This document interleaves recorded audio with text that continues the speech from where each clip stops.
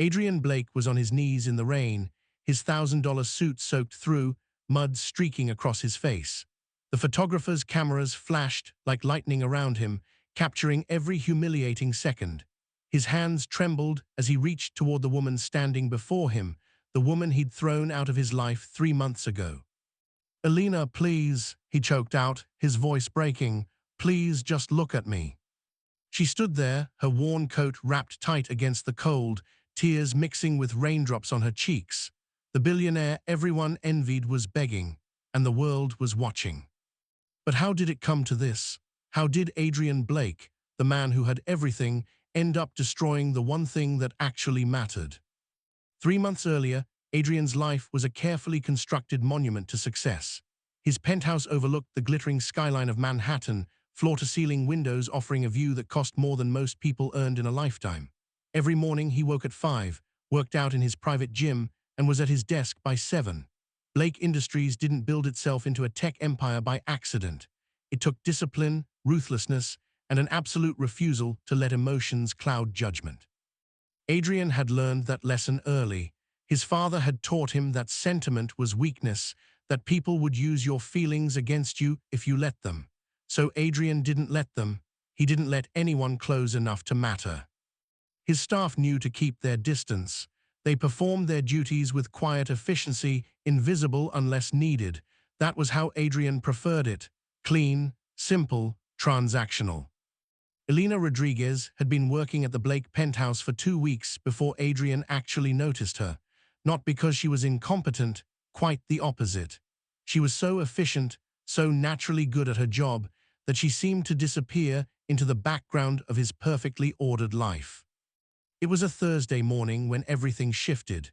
Adrian had come down earlier than usual, unable to sleep after a particularly brutal board meeting. The acquisition he'd been planning for months was falling apart, and the vultures were circling. He needed coffee, silence, and absolutely no human interaction. Instead, he found Elena in the kitchen, speaking softly in Spanish on her phone. She hadn't heard him approach, and something in her voice made him pause in the doorway.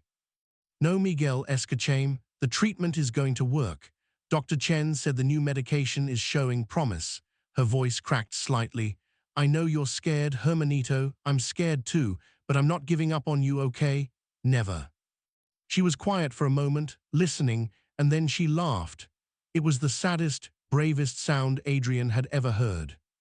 "I love you too. I'll send the money tomorrow. Rest now." When she turned and saw him standing there, her eyes went wide. "Mr. Blake, I'm so sorry, I didn't realize." "Your brother," Adrian heard himself say, "he's sick." Elena's professional mask slipped back into place, but he'd already seen behind it. "It's nothing that should concern you, sir. I apologize for taking a personal call during work hours. It won't happen again." "What's wrong with him?"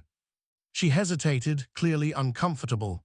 "Leukemia, he's 19, but really, Mr. Blake, I should get back to." "How are you paying for treatment?" I work 3 jobs, sir. I manage." Adrian found himself studying her properly for the first time. She couldn't have been more than 25, but there were shadows under her dark eyes that spoke of sleepless nights and grinding worry. Her uniform was immaculate, pressed with care despite its age.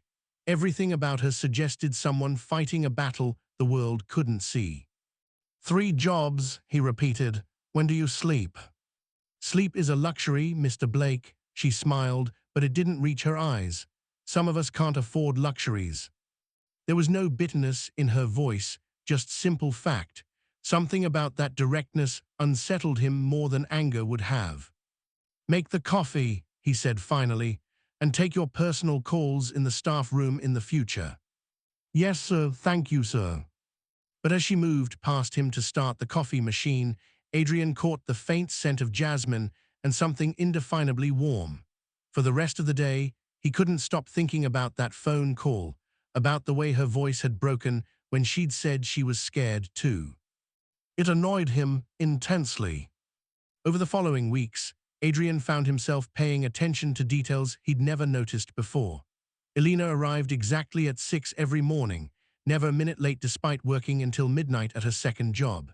She sang softly while she cleaned old Spanish songs that filled the usually silent penthouse with something that felt almost like warmth.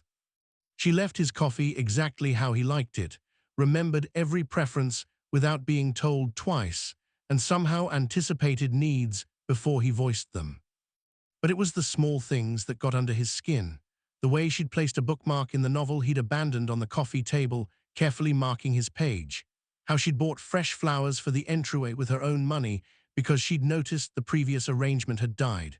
The handwritten note she'd left on his desk one particularly brutal morning. Today will be better than yesterday. Tomorrow will be better than today. He'd thrown the note away immediately, irritated by the presumption. But that night, alone in his study with the city lights spread out below him like scattered diamonds, he'd retrieved it from the trash and tucked it into his desk drawer. "You're being ridiculous," he told himself. "She's an employee, nothing more." But his subconscious wasn't listening. The morning everything changed started like any other. Adrian was reviewing quarterly reports when he heard a commotion from the hallway outside his penthouse. Raised voices, someone crying. He ignored it, as he ignored most things that didn't directly concern him. But then Elena's voice cut through, clear and firm despite being several floors down. "Leave her alone." Adrian found himself moving toward the door before he'd consciously decided to. In the hallway, Elena stood between a sobbing young housekeeping staff member and Gerald Preston, one of Adrian's neighbors, and a thoroughly unpleasant piece of work. Preston was red-faced, gesturing aggressively. "This incompetent little thief broke a vase worth more than she'll earn in her lifetime," Preston snarled. "I'm calling the police. She's going to jail." "It was an accident," Elena said calmly, though Adrian could see her hands were shaking. "She stumbled because you grabbed her arm. I saw the whole thing." "You calling me a liar, Maid?" "I'm saying what I saw, Mr. Preston. You grabbed Maria's arm, she stumbled, and the vase fell. If anyone's responsible, it's you." Preston stepped closer, looming over her. "You want to lose your job?" "Because I can make that happen. I know people. One phone call, and you'll never work in this city again." "Then make your call," Elena said quietly, "but Maria doesn't deserve to be blamed for your mistakes." Adrian stepped out into the hallway. "Is there a problem?" Preston spun around, his anger transforming instantly into an obsequious smile. "Blake, thank God, your maid here is out of control. She's defending this girl who just destroyed a priceless family heirloom." "Mr. Preston grabbed Maria," Elena said, meeting Adrian's eyes. Everything else followed from that. "She's lying," Preston snapped. Adrian looked at Elena, then at the terrified girl behind her, then at Preston's guilty flush. The calculation took less than a second. "I believe her," Adrian said simply. Preston's face went purple. "You believe some maid over me?" "Yes," Adrian's voice could have frozen nitrogen. "I suggest you leave before I have security escort you out. And Preston, if I hear you've been harassing my staff again, I'll make sure every building board in Manhattan knows exactly what kind of neighbor you are." Preston left in a fury of muttered threats and slammed doors. The young girl, Maria, grabbed Elena's hand and whispered tearful thanks before hurrying away. And Elena turned to Adrian with something like wonder in her eyes. "You didn't have to do that, Mr. Blake." "He was wrong, you were right, simple mathematics." "Still, thank you," she smiled, and Adrian felt something shift in his chest, like tectonic plates moving after centuries of stillness. Most people in your position wouldn't have bothered. "I'm not most people." "No," she said softly, still smiling. "You're really not." For a moment, they stood there in the hallway, and Adrian had the strangest sensation that he was standing on the edge of something vast and dangerous. He should step back. He should retreat to his penthouse, to his safe distance, to his carefully controlled life. Instead, he heard himself say, "Have you eaten?" She blinked, surprised. "I had breakfast, yes." "I meant lunch. It's past 2. You must be hungry." "I usually eat after my shift, Mr. Blake." "That's inefficient. You work better when properly fed. There's more than enough food, join me. It wasn't a request, exactly, but it wasn't quite an order either. Elena studied him for a long moment, and Adrian had the uncomfortable feeling she was seeing more than he wanted to reveal. "All right," she said finally. "Thank you, Mr. Blake." "Adrian," he said, and immediately wanted to take it back. He never told staff to use his first name. Never. "Thank you, Adrian." The way she said his name felt like a key turning in a lock he hadn't known existed. They ate lunch on the balcony, where the city sprawled out beneath them like a promise. Adrian had intended to eat quickly and return to work, but somehow an hour passed, then two. Elena had a way of drawing him out, asking questions that actually interested him rather than the vapid small talk he usually endured. "Why technology?" she asked, picking at her salad. "Of all the empires you could have built, why that one?" "It's clean," Adrian said. "Elegant. Code does exactly what you tell it to do. No hidden agendas, no emotional manipulation, no lies, just logic and consequence." "That sounds lonely." He looked at her sharply. "Excuse me." "Code can't surprise you," Elena explained, unfazed by his tone. "It can't challenge you or make you laugh or see things differently. It's predictable, safe." She met his eyes. "But safety isn't the same as happiness, is it?" Adrian felt exposed in a way he absolutely hated. "And what would you know about it?" "More than you'd think." She set down her fork. "I grew up in a house full of noise and people and chaos. My parents, my three brothers, my grandmother, usually a few cousins staying over. It was crowded and messy, and everyone was always in everyone else's business." She smiled at the memory. "I used to dream about having my own space, you know, somewhere quiet and controlled, where I could just breathe." "Sounds reasonable." "It was until my parents died in a car accident when I was 20. Miguel was 14. Her voice went soft. "Suddenly, I had all the space and quiet I could want. The house felt huge, empty. I would have given anything to have that chaos back." "I'm sorry." "The point is," Elena continued, "I learned that the things that feel safe aren't always the things that make us whole. Sometimes the mess is what matters, the unpredictability, the people who won't do exactly what you program them to do." Adrian wanted to argue, to defend his carefully constructed fortress of control, but something in her words rang uncomfortably true. "You think I'm broken," he said quietly. "No," Elena reached across the table, her hand stopping just short of his. "I think you're scared. There's a difference." No one had ever spoken to him like that. No one had ever dared. Adrian should have been furious, should have put her firmly back in her place, should have reminded her of the vast distance between their worlds. Instead, he found himself turning his hand over, palm up, an invitation. Elena's fingers brushed his, tentative and warm. Neither of them moved. Outside, the city hummed and blared and lived, but up here, in this moment, there was only the two of them and the fragile thing sparking to life between them. "Elena," Adrian began, then stopped, unsure what he was trying to say. "I know," she whispered. "I feel it too." That was the beginning, and perhaps, Adrian would think later, that was where he should have been strong enough to stop, to step back before the fall became inevitable. But he didn't. God help him, he didn't. Over the following weeks, the lunch meetings became routine. Adrian told himself it was practical, that Elena's insights were actually useful, that her perspective on his business decisions was refreshingly unfiltered. He ignored the fact that he checked his watch constantly, counting down the hours until she arrived. He ignored how his penthouse felt wrong when she wasn't there, too cold and too quiet. He ignored the way his heart rate picked up when he heard her key in the lock each morning. Their conversations deepened. Elena told him about Miguel's latest treatment, about her fears and hopes. Adrian found himself sharing things he'd never told anyone, stories about his father's cruelty, about growing up in a house where love was conditional and affection was a weapon.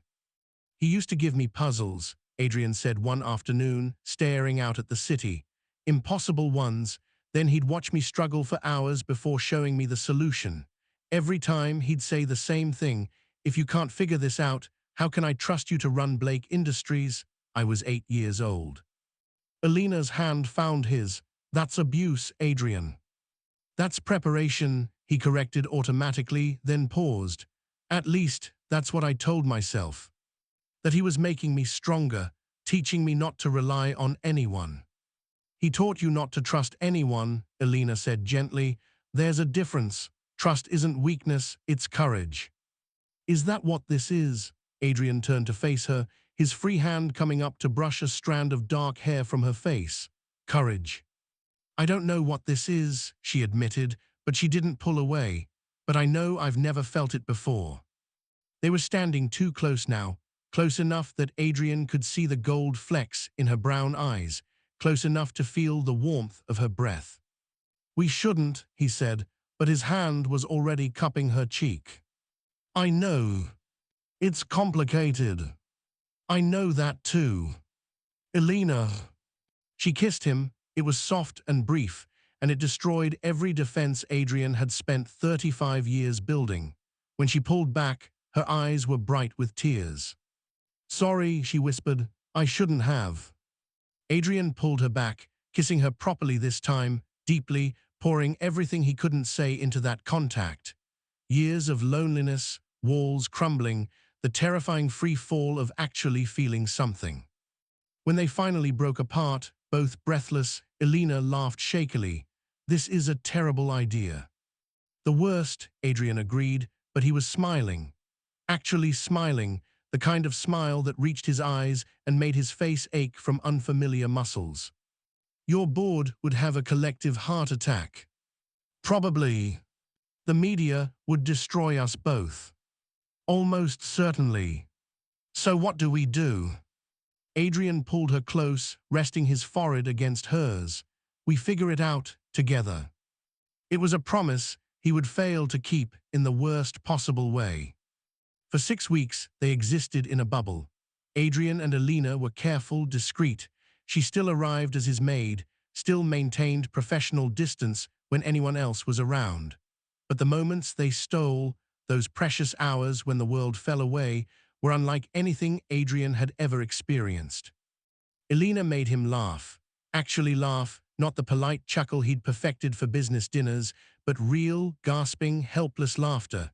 She challenged him, refused to let him retreat into cold logic when emotions got difficult. She saw him, really saw him, and somehow didn't run screaming. And Adrian, who had never believed in transformation, found himself changing. He donated anonymously to the hospital treating Miguel, ensuring the boy had access to the best specialists. He started actually talking to his staff, learning their names, asking about their lives. He even called his mother, something he hadn't done in 2 years, and had a conversation that didn't end in bitter silence. You're different, his mother had said, suspicious. What happened? I met someone, Adrian admitted, and felt vulnerable saying it out loud. Well, his mother's voice softened. Hold on to them, Adrian. People who change us for the better are rare. But the bubble couldn't last forever. Reality, as it always does, came crashing in. It started with a photograph. Someone, a neighbor or a staff member from another penthouse, had snapped a picture of Adrian and Elena on the balcony. They weren't even kissing, just standing close, his hand on her lower back, her head tilted up toward his. But the body language told a story that no amount of denial could erase. The photo hit social media first, then the gossip blogs, then the mainstream news. Blake Industries' CEO in secret romance with household staff screamed the headlines. The commentary was predictably vicious. Gold digger, social climber, manipulation, scandal. Adrian's phone exploded with calls. His PR team was in meltdown. The board demanded an emergency meeting. And through it all, Adrian felt a cold fury building. Not at Elena, never at Elena, but at the world that would judge her, reduce her, make her beauty into something ugly. He tried to shield her from the worst of it, but Elena had her own phone, her own internet connection. She saw what they were saying about her.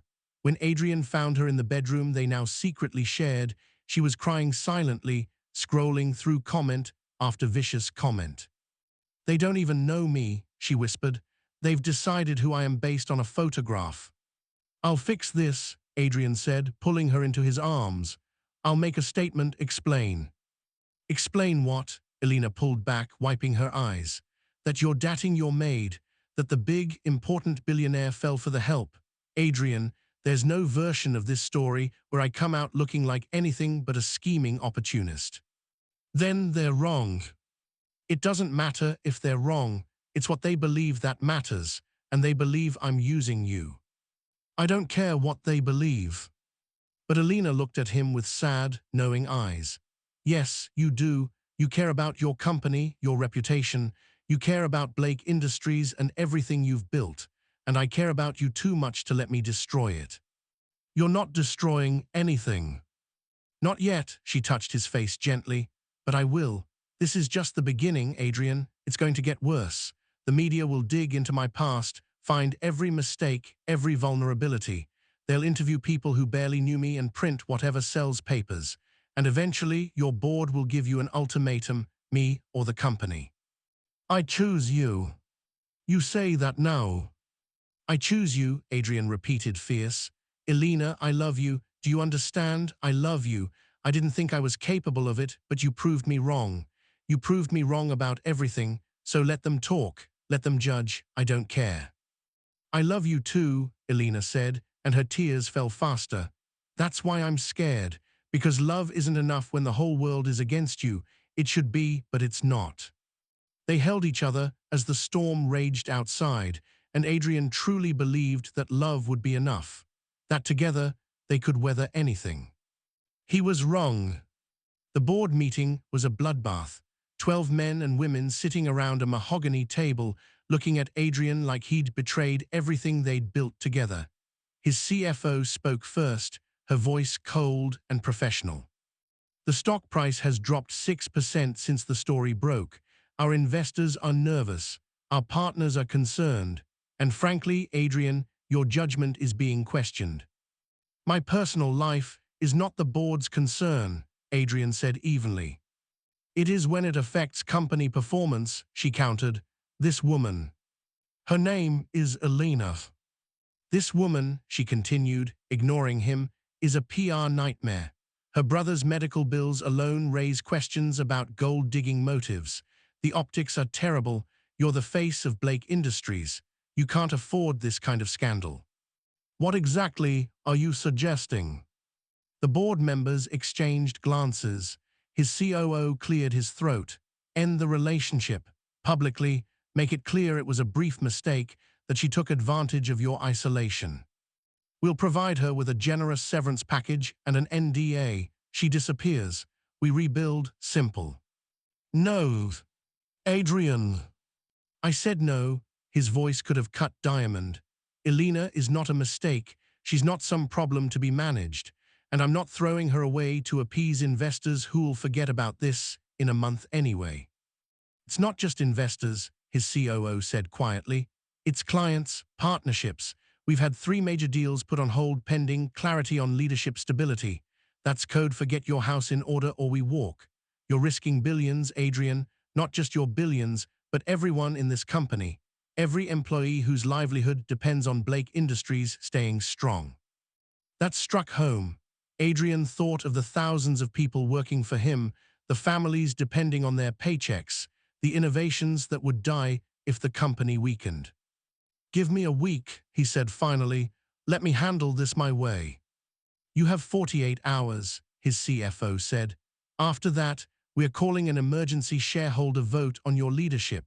Don't make us remove you from your own company, Adrian.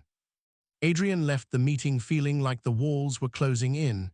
He knew what they wanted, what they expected. Sacrifice Elena to save the empire. Choose logic over emotion. Do what his father would have done. But his father had died alone and bitter, surrounded by wealth and empty of joy. Was that really the legacy Adrian wanted to inherit? He went home to find Elena packing. Her hands were shaking as she folded clothes, and she wouldn't meet his eyes. What are you doing? Adrian asked, though he already knew. Making this easier, she said quietly. I heard the board meeting was bad. I'm not stupid, Adrian. I know what they want. It doesn't matter what they want. It matters, she spun to face him, and Adrian saw she'd been crying for hours. This company is your life's work. Everything you've built, everything you've sacrificed for. I can't be the reason you lose it. You're not the reason. Their prejudice is the reason. Their inability to see you as I see you. And how do you see me? Elena asked. Really? Because from where I'm standing, you see a problem that needs solving, a complication that's making your perfect life messy. That's not fair. Isn't it? Her voice broke. Adrian, be honest. If you could go back, if you could choose not to fall in love with me and keep everything simple, wouldn't you? The hesitation was barely a second, just the briefest pause as Adrian's logical brain presented the equation. But it was enough. Elena saw it, and something behind her eyes just shattered. I see, she whispered. Elena, no, that's not what I... You love me, I believe that, but you also resent me. You resent that I've made your life complicated, and eventually that resentment will turn to hatred. She zipped up her bag with trembling hands. I've seen it before. My father resented my mother for getting pregnant young, for trapping him. He loved her, but he also hated her for derailing his dreams. That kind of love is poison, Adrian. It destroys everyone it touches. I would never. You already have. Elena picked up her bag. That hesitation, that split second where you wondered if I was worth the trouble, that's where it starts. And I love you too much to watch it grow. So you're just leaving? Adrian felt panic rising, cold and sharp. You're giving up. I'm setting you free. She moved toward the door, and Adrian wanted to grab her, physically stop her from walking out. But he'd never forced anyone to stay, had never begged. Until now. Please, he said, and his voice cracked on the word. Please don't go. We can figure this out. Together we can. There is no together, Adrian. Not in any version of this story that has a happy ending. You know it as well as I do. Elena stopped at the door, her back to him. For what it's worth, you changed my life. You showed me what real love could feel like. I'll always be grateful for that. I don't want your gratitude. I want you. No, she said softly. You want who I was when the world wasn't watching, but we don't get to exist in that bubble anymore. And I won't let you sacrifice everything for me, only to hate me later for letting you. She left, the door closed behind her with a soft click that echoed like a gunshot in Adrian's chest. He stood there for what might have been hours, staring at that closed door, waiting for her to come back. Surely she'd realize they were stronger than this. Surely she'd fight. But Elena didn't come back, and slowly, terribly, Adrian felt the walls he'd spent 6 weeks dismantling start to rebuild themselves. Stone by stone, defense by defense, until the man standing in that empty penthouse was once again the cold, controlled billionaire who didn't need anyone. Or so he told himself. The next day, Adrian called his board. You win, he said flatly. Elena is gone. Issue whatever statement you want. Just make it stop. They did. Within hours, Blake Industries released a carefully worded statement about a brief personal entanglement that had been resolved amicably. The narrative shifted. Adrian was painted as the victim of an opportunistic employee. Elena, who had no PR team and no platform to defend herself, was crucified in the court of public opinion. Adrian told himself he didn't read the articles, didn't see the vicious memes, didn't notice how Elena's name became shorthand for gold digger in internet culture. He threw himself into work with manic intensity, sleeping 4 hours a night, closing deals with ruthless efficiency. Blake Industries' stock recovered. Investors were pleased. The board congratulated him on handling a difficult situation with appropriate pragmatism. Adrian was more miserable than he'd ever been in his life. His penthouse felt like a mausoleum.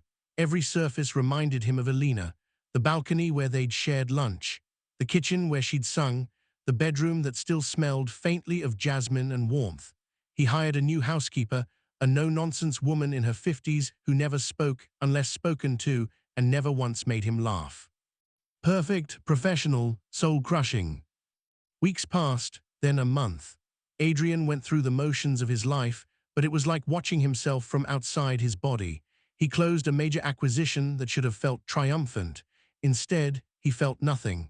He attended a charity gala and left after 20 minutes because the music reminded him of the songs Elena used to sing. His mother called, "Adrian, I'm worried about you." "I'm fine." "You're not, I can hear it in your voice. What happened to that person you met, the one who changed you?" "She's gone." "Did you let her go, or did you drive her away?" Adrian's grip tightened on the phone. "Does it matter?" "Yes," his mother said sharply, "because if you let her go, you can get her back. If you drove her away, you have to fix what you broke first." "You don't understand. It was impossible." "Love is always impossible right up until it isn't. Your father and I, we were from completely different worlds. Everyone said it would never work. But we made it work because we chose each other every single day, even when it was hard. Especially when it was hard." "And look how that turned out," Adrian said bitterly. "He died angry and you died grieving. Not exactly a ringing endorsement for love conquering all." His mother was quiet for a long moment. "Your father's anger had nothing to do with me. It came from inside him, from wounds that existed long before we met. But Adrian, those years we had when we were young, when we fought for each other, those were the best years of my life. I'd do it all again, heartbreak included, for the chance to feel that alive." After she hung up, Adrian stood in his silent penthouse and realized he didn't feel alive. He felt like he was going through the motions of a life, hitting all the right marks, but fundamentally absent from his own existence. Elena had made him feel alive, and he'd let her walk away. The breaking point came at a board meeting 2 months after Elena left. They were discussing a new product launch, something Adrian would normally have obsessed over. Instead, he found his mind wandering. Where was Elena now? Was she okay? Had she found another job? Was she happy? "Adrian," his CFO's sharp voice pulled him back. "Did you hear the question?" "Sorry, repeat it." She exchanged a glance with the COO. "I asked about the marketing strategy. You've been distracted lately." "I'm fine." "You're not," she said bluntly. "And frankly, it's affecting your performance. The acquisition you closed last month, you overpaid by 15 million. The charity gala you left early, that was our biggest fundraiser of the year, and you insulted 3 major donors. This isn't like you, Adrian." "I said I'm fine." "No," his COO stood up, and there was something almost kind in his expression. "You're not, and we've been doing some thinking. Maybe we were wrong." "About what?" "About Elena Rodriguez." The name hit Adrian like a physical blow. "We pushed you to end that relationship because it was inconvenient, because it threatened the company's image. But Adrian, you've spent 2 months getting back to normal, and the result is you're less effective than you've ever been. Maybe the problem wasn't her. Maybe the problem was us." "What are you saying?" His CFO sighed. "I'm saying that a CEO who's present but miserable is worse than a CEO who's happy but controversial. The stock price is up, but your performance is down. You need to fix this, whatever it takes." Adrian stared at them. "You want me to go after her?" "We want you to be the leader this company needs," she said. "And right now, that means being the version of yourself that can actually focus on work. If that requires being with Elena Rodriguez, then yes, go after her." For the first time in 2 months, Adrian felt something other than numb despair. He felt hope, fragile and terrifying. "She may not take me back," he said quietly. "Then you'll have to make her believe you're worth the risk," his COO said, "which, from where we're sitting, you absolutely are." Adrian left the meeting and immediately called his assistant. "Find Elena Rodriguez. I don't care what it takes. Find her." It took 3 days, 3 agonizing days where Adrian barely slept, imagining all the ways this could go wrong. She could refuse to see him. She could have moved on, found someone who didn't come with a battalion of board members and public scrutiny. She could look at him with those beautiful eyes and tell him it was too late. When his assistant finally called with an address, Adrian's hands shook as he wrote it down. She was living in Brooklyn, in a tiny apartment in a building that had seen better decades. Adrian stood outside, staring up at the fire escape, at the window with its cheap curtains. This was where Elena had retreated to. This was the life she'd chosen over him. He should have called first. should have prepared some grand gesture, some speech that would convey everything he felt. Instead, he just climbed the stairs and knocked. The woman who opened the door was not Elena. She was older, 50-ish, with kind eyes and a protective stance. "Can I help you?" "I'm looking for Elena Rodriguez. I'm Adrian Blake. I know who you are." The woman's eyes went cold. "You're the billionaire who threw her to the wolves." "I'm trying to fix that. Please, I need to see her." "She's not here. She's at the hospital." Adrian's heart stopped. "Is she hurt? What happened?" "Not her brother. The leukemia came back. She's been living there for the past week." The woman studied him with sharp eyes. "She doesn't talk about you, won't even say your name, but I see how she looks when your company's name comes up on the news. You broke her heart." "I know," Adrian said quietly, "and I'm going to spend the rest of my life making it up to her, if she'll let me." "Memorial Sloan Kettering, room 407, but Mr. Blake," the woman's voice softened slightly, "if you're not absolutely sure, if there's even a chance you'll hurt her again, don't go. She's been through enough." "I'm sure," Adrian said, and realized he'd never been more certain of anything in his life. The hospital was a maze of sterile hallways and hushed conversations. Adrian found room 407 and stopped outside, his courage faltering for the first time. Through the window, he could see Elena sitting beside a hospital bed, holding the hand of a young man who must be Miguel. She was reading to him, her voice soft, and even from here, Adrian could see the exhaustion in every line of her body. She looked thinner, older, like she'd aged years in 2 months, and it was his fault. Adrian pushed open the door. Elena looked up, and the book fell from her hands. "Adrian," her voice was barely a whisper. "I need to talk to you," he said. "Please." Miguel was watching them with sharp, knowing eyes.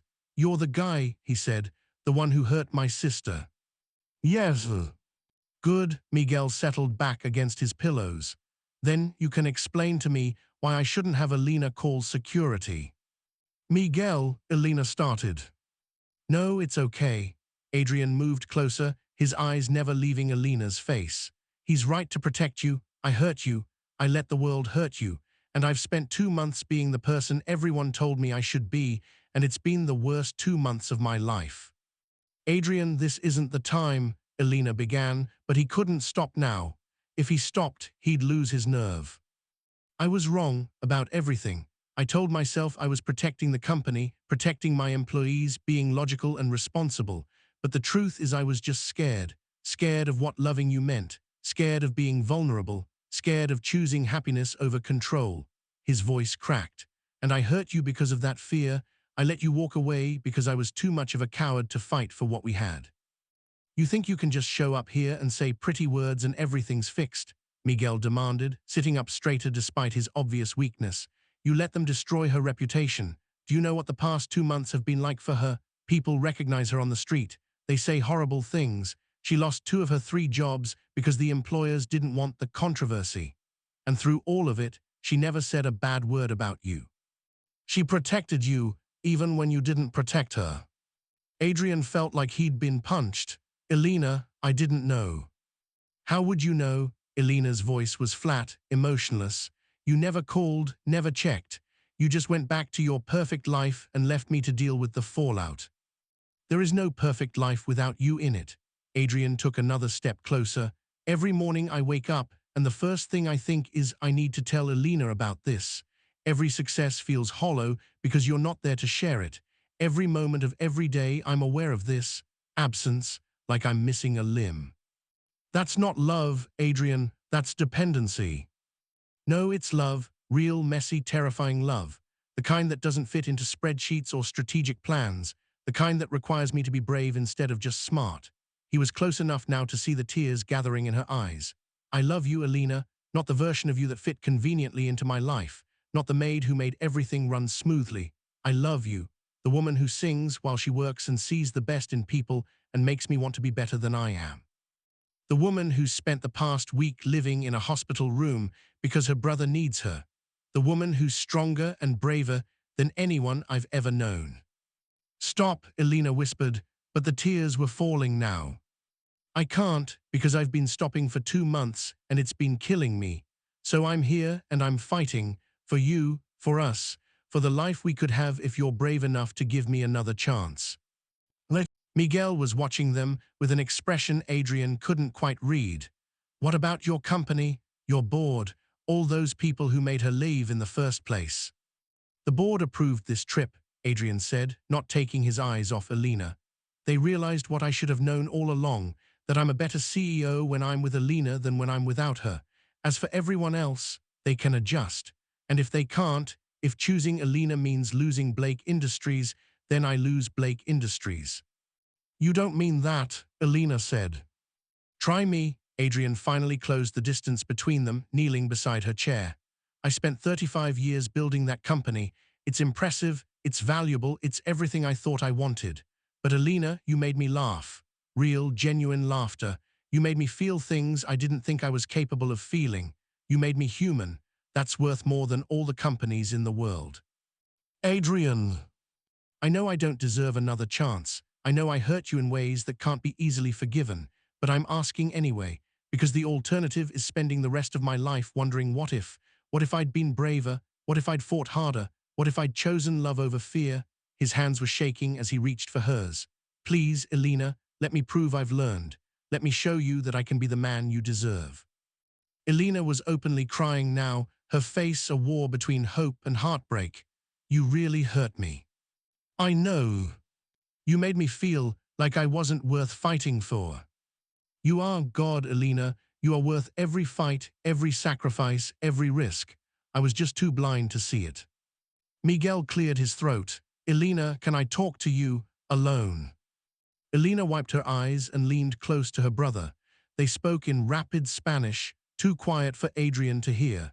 He stayed kneeling, his heart pounding, watching Elena's face for any sign of what she was feeling.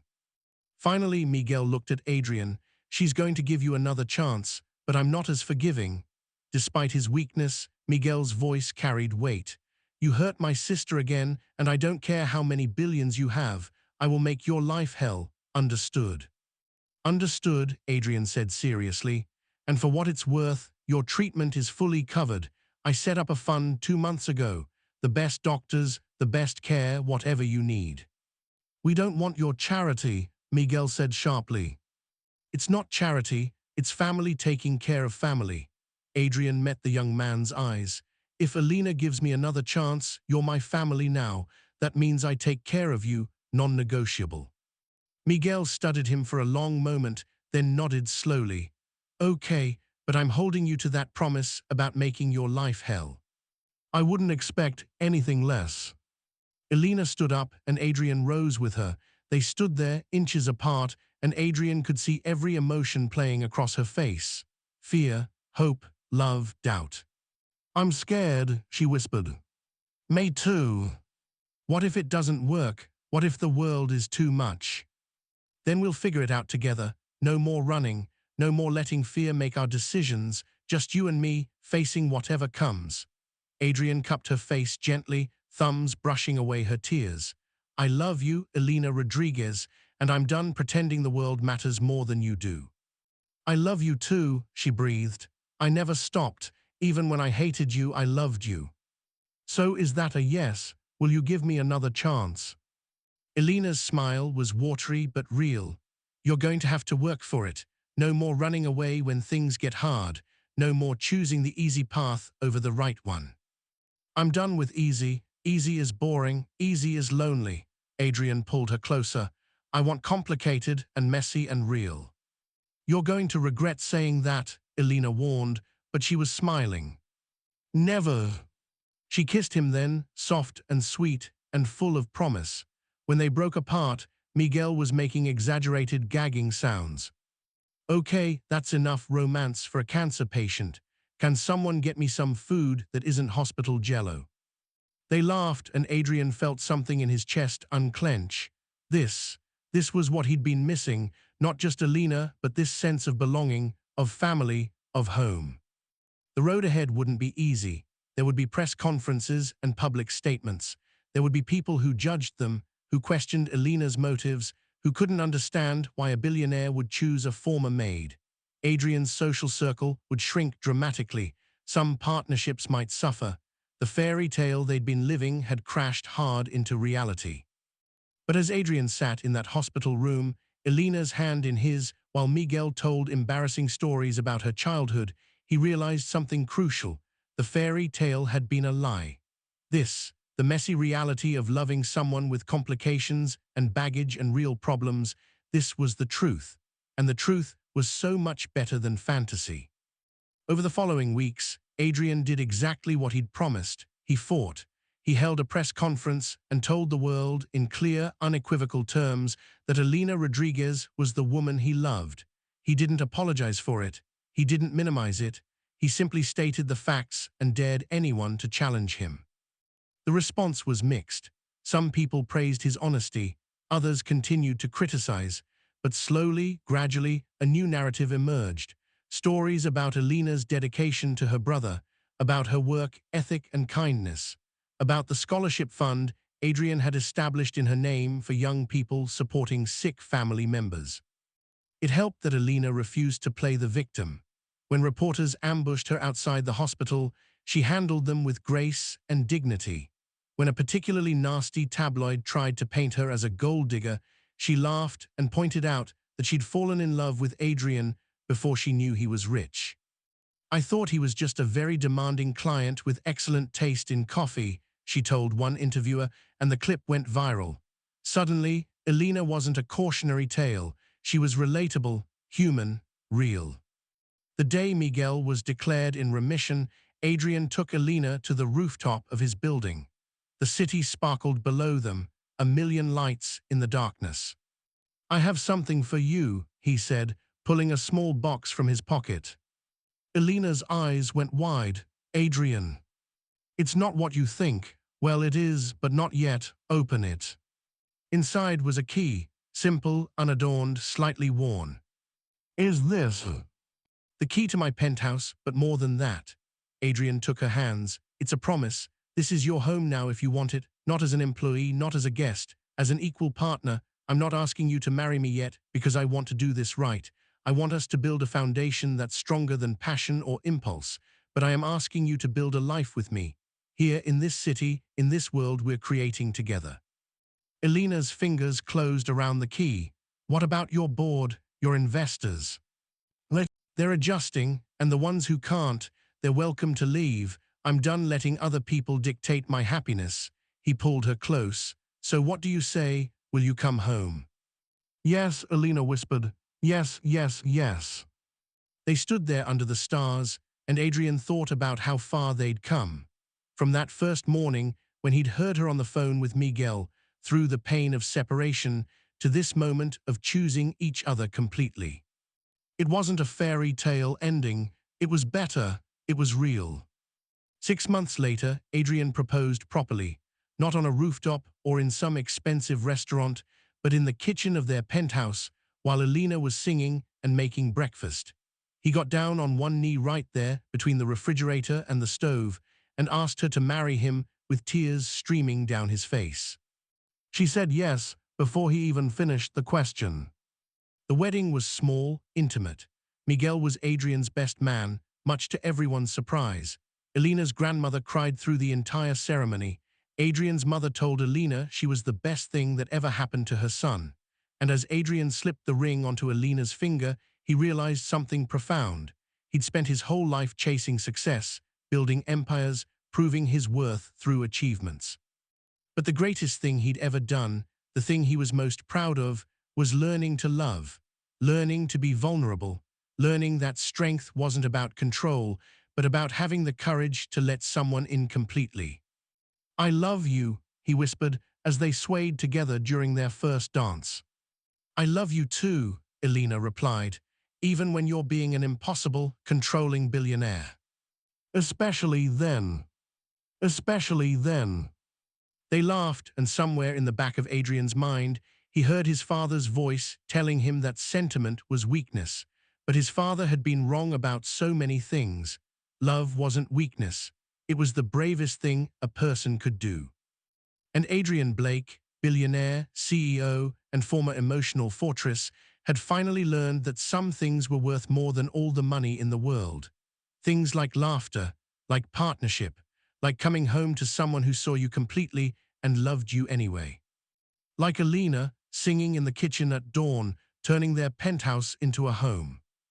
Now, if you enjoyed this story of love overcoming pride and fear, make sure to subscribe to the channel for more emotional journeys like this one. Drop a comment below telling us what you thought about Adrian and Elena's story. Did Adrian wait too long to fight for love? Could you forgive someone who hurt you the way he hurt Elena? We want to hear your thoughts, and don't forget to hit that like button.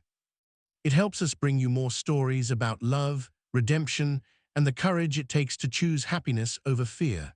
Because at the end of the day, no matter how powerful you are, love remains the greatest wealth of all. Thank you for watching, and we'll see you in the next story.